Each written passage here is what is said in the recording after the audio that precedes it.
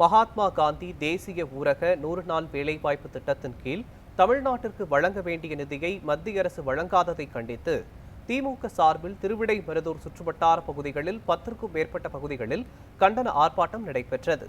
இதுகுறித்து செய்தியாளர் விக்னேஷ் வழங்கிய கூடுதல் தகவல்களை தற்போது பார்க்கலாம்.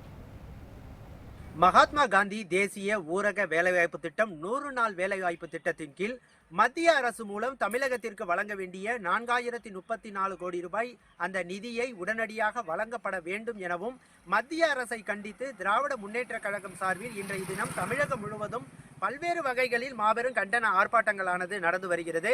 அந்த வகையில் தஞ்சை மாவட்டம் திருவிடைமருதூர் சட்டமன்ற தொகுதிக்குட்பட்ட பகுதிகளில் 10க்கும் மேற்பட்ட பகுதிகளில் இன்றைய தினம் மாபெரும் கண்டன ஆர்ப்பாட்டமானது நடந்து வருகிறது. குறிப்பாக ஒவ்வொரு ஒன்றிய பகுதிகளிலும் தமிழக முதல்வரும் திமுக தலைவருமான திரு மு.க. ஸ்டாலின் அவர்களது உத்தரவுக்கிணங்க தமிழகம் முழுவதும் ஒவ்வொரு ஒன்றியங்களிலும் 2 பகுதிகளில் இந்த மாபெரும் கண்டன ஆர்ப்பாட்டத்தை நடத்த வேண்டும் என உத்தரவிட்டதன் அடிப்படையில் தஞ்சை மாவட்ட கழக செயலாளர் கல்யாண சுந்தரம் அவர்களின் அறிவுறுத்தலின்படி தஞ்சை மாவட்டம் திருவிடைமருதூர் சட்டமன்ற தொகுதியில் 10க்கும் மேற்பட்ட பகுதிகளில் இன்றைய தினம் மாபெரும் கண்டன ஆர்ப்பாட்டமானது நடந்து வருகிறது.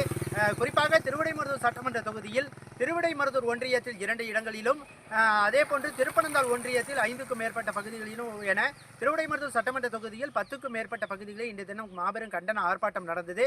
குறிப்பாக இந்த ஆர்ப்பாட்டத்தை பொறுத்தவரை மகாத்மா காந்தி தேசிய ஊரக வேலைவாய்ப்பு திட்டம் 100 நாள் வேலைவாய்ப்பு திட்டத்தின் கீழ் தமிழகத்திற்கு மத்திய அரசு வழங்கக்கூடிய 4034 கோடி ரூபாயை உடனடியாக வழங்கப்பட வேண்டும்.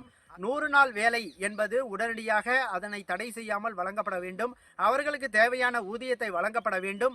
அதே போன்று தமிழகத்துக்கு மத்திய அரசு வழங்கக்கூடிய அந்த நிதியினை உடனடியாக வழங்க ஏதுவாக உடனடி நடவடிக்கைகள் மேற்கொள்ள வேண்டும் என வலியுறுத்தி தொடர்ந்து ஆர்ப்பாட்டமானது நடந்து வருகிறது.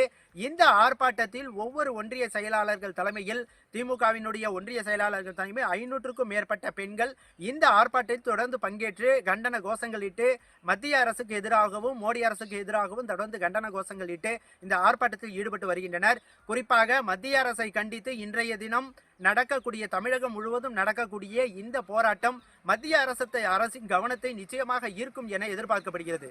நியூஸ் 7 தமிழுக்காக திருவிடைமருதூரிலிருந்து விக்னேஷ்.